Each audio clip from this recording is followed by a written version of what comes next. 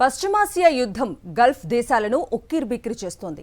ఆర్థికంగా ఊపిరి పీల్చుకోలేని స్థితిలోకి గల్ఫ్ దేశాలు వెళ్లాయి. యుఏఈ ఏకంగా ఒపెక్ నుంచి బయటకొచ్చింది. ఇప్పుడు యుఏఈ సహా గల్ఫ్ దేశాలు అమెరికా వైపు ఆశగా చూస్తున్నాయి. ఆదుకోండి ట్రంప్ సార్ అంటూ మొరపెట్టుకుంటున్నాయి. కానీ వైట్ హౌస్ మాత్రం నోరు మెదపటం లేదు. యుద్ధం ఇలానే కొనసాగితే, చర్చలు కొలిక్కి రాకపోతే గల్ఫ్ దేశాల పరిస్థితి ఏంటి? అమెరికా ఆదుకుంటుందా? ఆదుకోకపోతే గల్ఫ్ దేశాల పరిస్థితి ఏంటి? Was the story.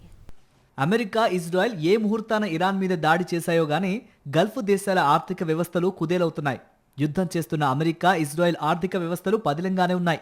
అమెరికా మిత్రదేశాల పరిస్థితే అగమ్య గోచరంగా మారింది. చమురు సంపన్న దేశం యుఏఈ పూర్తిగా డీలా పడింది. ఆదుకోండి ట్రంప్ సార్ అంటూ అమెరికా సాయం కోరుతోంది. ఈ సాయం నగదు, రుణాల రూపంలో కాకుండా అమెరికా డాలర్లతో తమ దిర్హంల మార్పిడికి ఒప్పందం చేసుకుందామని బతిమిలాడుతోంది. గల్ఫ్లోని ఇతర అమెరికా మిత్ర దేశాలు కూడా యుఏఈ బాటలోనే ఆలోచిస్తున్నాయి. మే 1 నుంచి యుఏఈ ఒపెక్ నుంచి బయటకు వస్తుంది. ప్రస్తుతం ఉన్న యుద్ధ పరిస్థితుల్లో ఒపెక్లో కొనసాగడం కంటే తమ ఆర్థిక వ్యవస్థను నిలబెట్టుకోవటం ముఖ్యమని యుఏఈ భావిస్తోంది. డాలర్లు సమకూర్చుకోవడంతో పాటు అమెరికా ఆర్థిక రక్షణ చట్రంలోకి వెళ్లాలనేది యుఏఈ ఆలోచనగా ఉందని అంతర్జాతీయ ఎనలిస్టులు చెబుతున్నారు. గల్ఫ్ దేశాలన్నీ చమురు ఆధారిత ఆర్థిక వ్యవస్థలు. ఈ దేశాలన్నీ చమురును డాలర్లా అమ్ముతాయి. డాలర్ మారకం కాబట్టి అమెరికా ఆర్థిక వ్యవస్థకు పెద్ద ఎత్తున లబ్ధి చేకూరుతోంది. యుద్ధం కారణంగా తమ దగ్గరున్న డాలర్ల నిల్వలు స్పీడ్గా పడిపోతున్నాయని యుఏఈ అమెరికాకు నివేదిక పంపింది. ఇప్పటికే 12,000 కోట్ల డాలర్లు కోల్పోయామని అమెరికాకు ఇచ్చిన నివేదికలో యుఏఈ ఆర్థిక నిపుణులు ఆవేదన వెలిబుచ్చారు. పరిస్థితి ఇలానే కొనసాగితే తమ వాణిజ్యాన్ని చైనా యువాన్లోకి మళ్లించడం తప్ప మరో మార్గం లేదని యుఏఈ చెబుతోంది. యుద్ధాన్ని ప్రారంభించింది అమెరికాయే కాబట్టి తమను ఆదుకోవాల్సింది కూడా అమెరికానే అనేది యుఏఈ వాదన.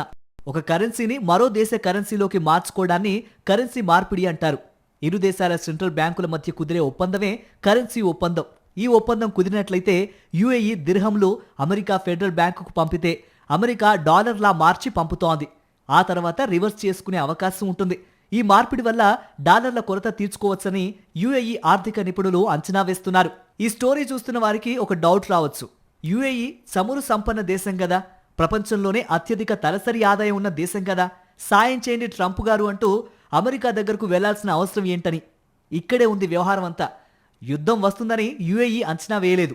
వచ్చినా దీర్ఘకాలం ఉంటుందా అని అంచనా వేయలేకపోయి ఉండొచ్చు. యుఏఈ దీర్ఘకాలిక మౌలిక సదుపాయాలు, భారీ ప్రాజెక్టులపై పెట్టుబడులు పెట్టింది. ఈ పెట్టుబడులు రాత్రికి రాత్రే సంపద సృష్టించలేవు. ఇప్పుడు యుఏఈకి తక్షణ అవసరాలకు డబ్బులు అవసరం. అందుకే కరెన్సీ మార్చుకుందామని అమెరికాను బతిమలాడుకుంటోంది. యుఏఈనే కాదు, గల్ఫ్ దేశాలన్నీ కూడా ట్రంప్ సార్కు నివేదికలు పంపే పనిలో ఉన్నాయి. యుద్ధం చేస్తుంది అమెరికా, ఇజ్రాయెల్, ఇరాన్. ఆర్థికంగా చితికిపోతోంది గల్ఫ్ దేశాలు. అమెరికా, ఇరాన్ మధ్య చర్చలు కొలిక్కి రాకపోతే గల్ఫ్ దేశాల ఆర్థిక వ్యవస్థలు చిన్నాభిన్నం కావటం ఖాయం. ఇప్పటికైనా గల్ఫ్ దేశాలు డాలర్ మీద ఆధారపడటం మానుకొని ప్రత్యామ్నాయ కరెన్సీని కూడా చూసుకోవాలని ఆర్థికవేత్తలు చెబుతున్నారు.